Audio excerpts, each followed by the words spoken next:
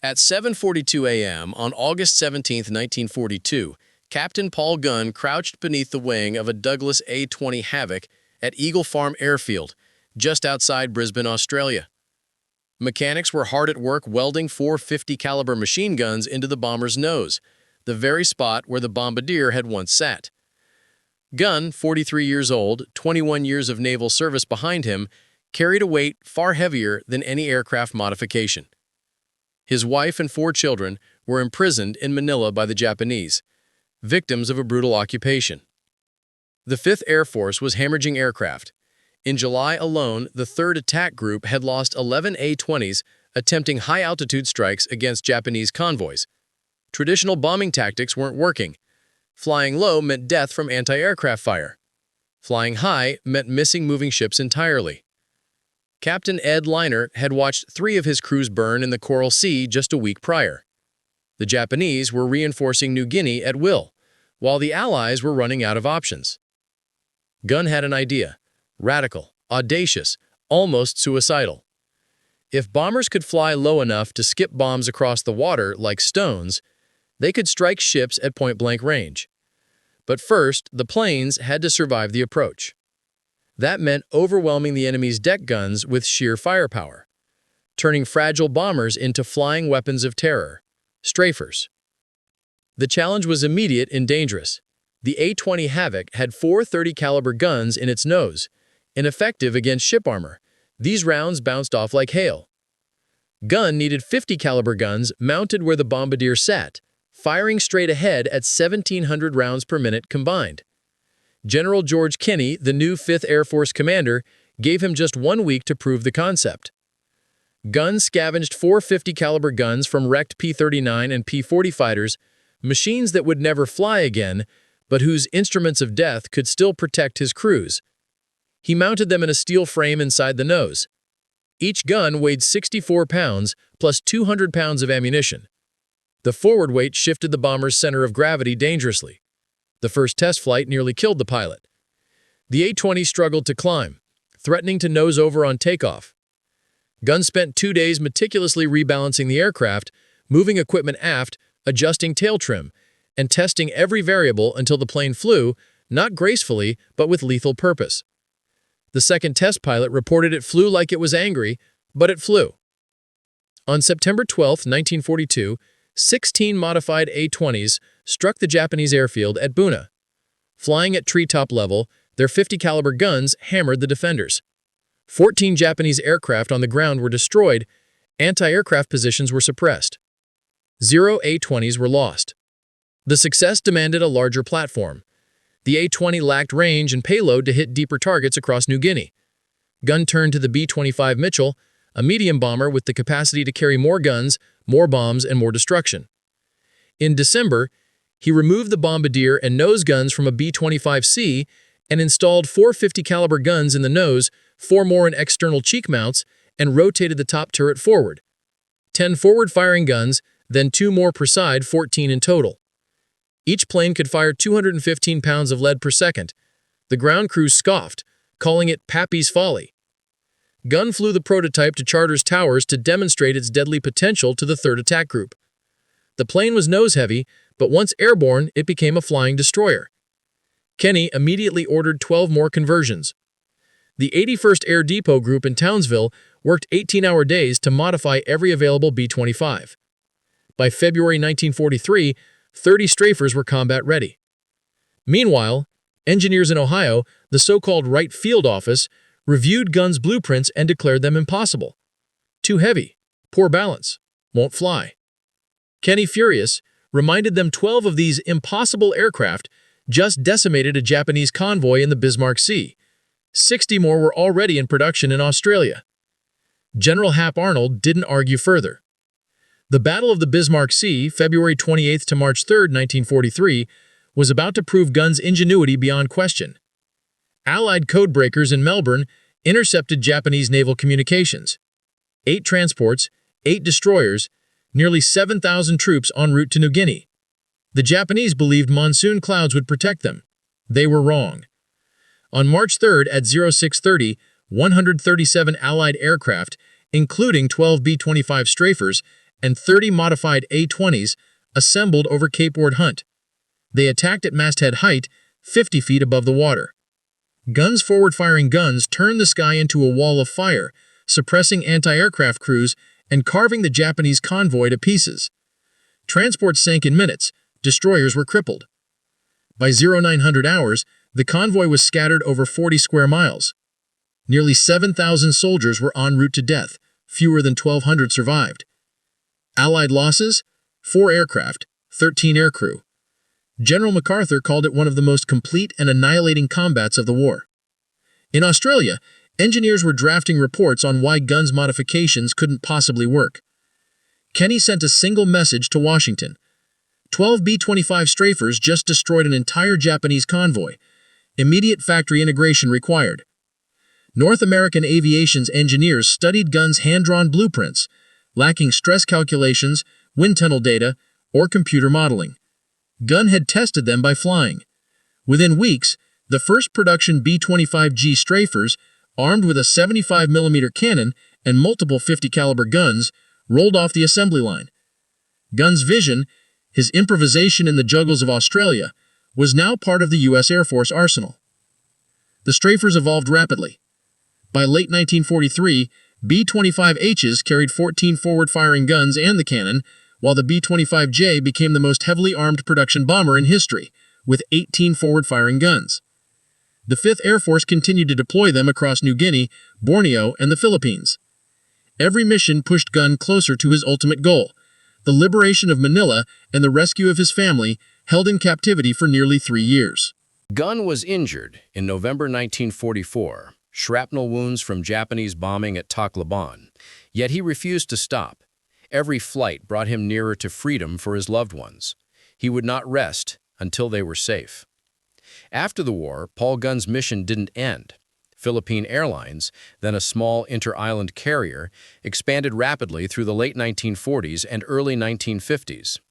Gunn acquired DC-3 aircraft, then the Douglas DC-4, followed by Convair 340s, establishing routes to Hong Kong, Bangkok, and Singapore. By 1956, PAL was flying as far as San Francisco. Gunn's airline had transformed from a regional service into an international carrier. Gunn never stopped moving.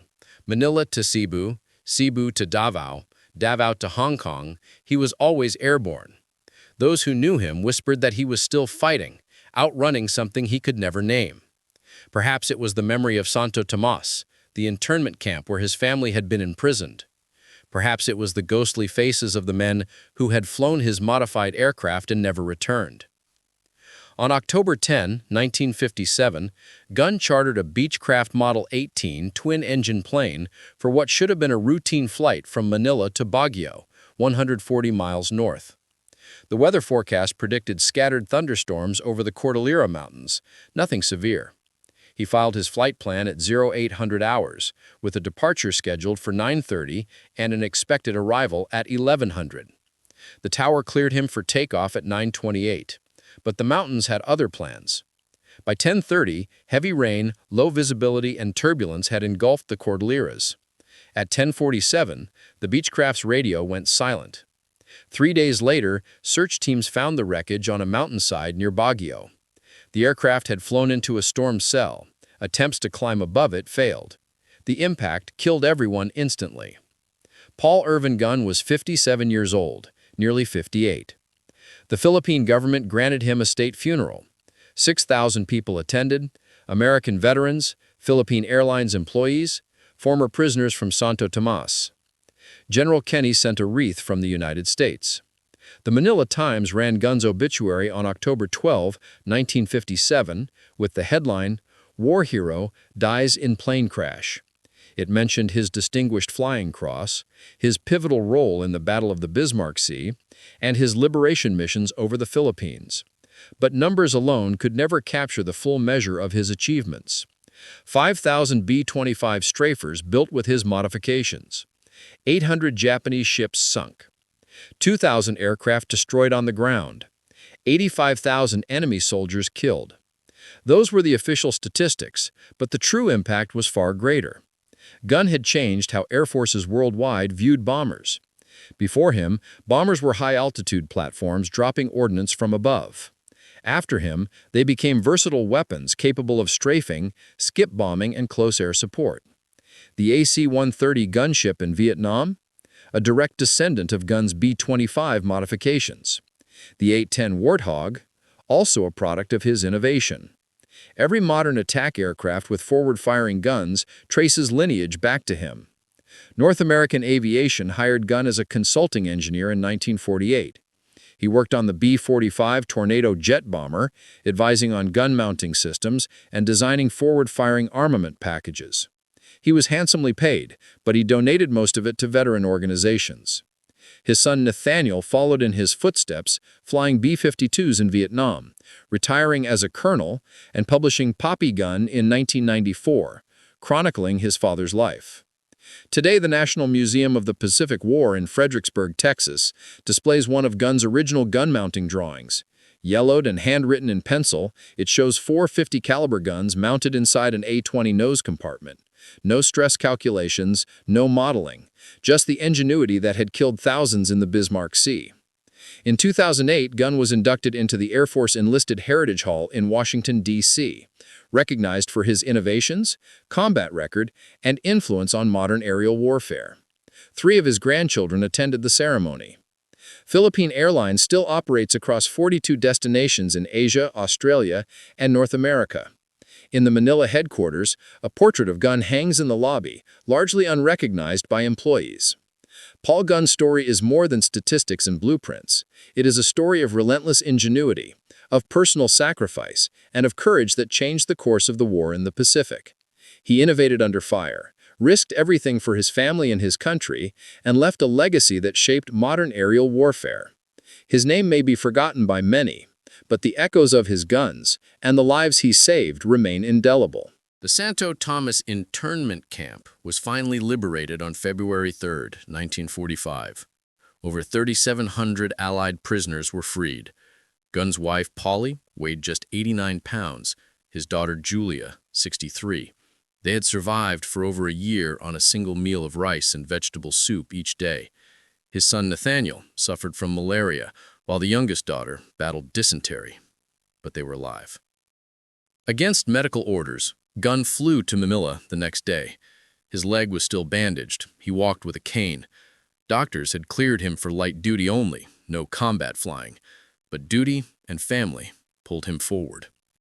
Gunn went straight to Santo Tomas. In the Army's makeshift hospital, he found his family. Polly didn't recognize him at first. 3 years of hardship had left him 40 pounds lighter, his hair fully gray. She thought he was a doctor until he spoke her name. Then she knew. The official report stated that Colonel Paul Irvin Gunn was reunited with his family on February 4, 1945. The reunion lasted 4 hours, a lifetime compressed into moments. But the war wasn't over. Gunn returned to Lee Field.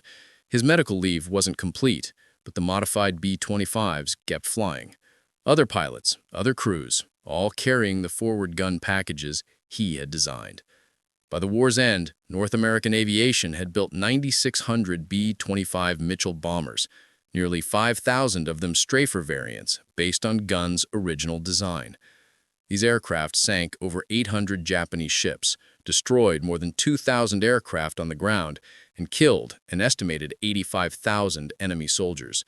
The commerce destroyer concept that engineers had once called impossible had become the most effective anti-shipping weapon in the Pacific theater. Gunn never flew combat again. His leg wound had ended his operational career. On June 30, 1948, the Army retired him as a full colonel from medical disability. He was 48. But he still had a mission, the Philippines. He returned and rebuilt Philippine Airlines, resuming operations in 1946 with 3 war-surplus C-47 transport aircraft. Routes connected Manila, Cebu, Davao, and other cities. The airline he had built before the war, with 5 Beechcraft planes, now spanned the archipelago. In 1947, the Philippine government awarded him the Distinguished Service Star. President Manuel Rojas personally presented the medal. The citation read, for extraordinary heroism and exceptional service to the Republic of the Philippines during the Liberation Campaign. Colonel Gunn's innovative modifications to Allied aircraft directly contributed to the defeat of Japanese forces and the freedom of the Filipino people. The United States military had already recognized him with the Distinguished Flying Cross with Oak Leaf Cluster, Silver Star, Legion of Merit, Air Medal, and 9 Purple Hearts. A Distinguished Service Cross had been recommended, but never approved. Some officers considered his contributions technical rather than tactical. They were wrong. General Kenny wrote in his memoir, "Pappy Gunn was the most valuable man in the 5th Air Force. His mechanical genius and combat innovations changed the course of the war in the Southwest Pacific. Without his strafer modifications, the Battle of the Bismarck Sea would have been a Japanese victory. Without Bismarck Sea, we would have lost New Guinea. Without New Guinea, the road to the Philippines would have been impossible." Even General MacArthur recognized his value, recommending him for promotion to Brigadier General in a classified July 1945 letter to the War Department. The recommendation was denied due to post-war force reductions. Gunn remained a colonel, never complaining. He had already achieved what mattered most. His family was free, the Philippines liberated, and Japan defeated. Through the late 1940s and early 1950s, Philippine Airlines expanded further. He acquired DC-3s, DC-4s, and Convair 340s, opening routes to Hong Kong, Bangkok, and Singapore. By 1956, PAL flew to San Francisco. His small inter-island airline had become an international carrier. Gunn flew constantly, Manila to Cebu, Cebu to Davao, Davao to Hong Kong. Some pilots said he was still fighting, still outrunning something. Maybe the memory of Santo Tomas, maybe the faces of the men who had flown his modified aircraft and never returned. On October 10, 1957, Gunn chartered a Beechcraft Model 18 twin-engine plane from Manila to Baguio. Routine flight, 140 miles north. Weather forecasts predicted scattered thunderstorms over the Cordillera Mountains, nothing severe. Departure scheduled 9:30, expected arrival 1100. Tower clearance at 9:28. But the weather turned fast. By 10:30, the Cordilleras were shrouded in heavy rain, low visibility, and turbulence. At 10:47, the Beechcraft's radio went silent. 3 days later, search teams found the wreckage on a mountainside near Baguio. The aircraft had flown into a storm cell. The pilots attempted to climb, but winds drove them into the ridge. Everyone died instantly. Paul Irvin Gunn was 57, just a week shy of 58. The Philippine government held a state funeral. 6,000 people attended, American veterans, PAL employees, former Santo Tomas prisoners. General Kenny sent a wreath from the U.S. The Manila Times published his obituary on October 12, 1957, titled, "War Hero Dies in a Plane Crash." It listed his Distinguished Flying Cross, his role in the Battle of the Bismarck Sea, his liberation missions, but even this could not fully capture what he had achieved. 5,000 B-25 strafers built from his designs, 800 Japanese ships sunk, 2,000 aircraft destroyed on the ground, and 85,000 enemy soldiers killed. The strafer concept transformed air warfare. Before Gunn, bombers dropped ordnance from altitude. After him, they became multi-role weapons, strafing, skip bombing, close air support.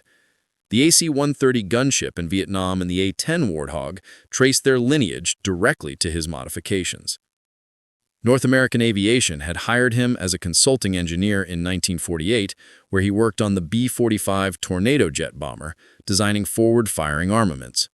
Most of his earnings went to veteran organizations. His son Nathaniel later joined the Air Force, flew B-52s in Vietnam, retired as a colonel, and wrote Pappy Gunn in 1994.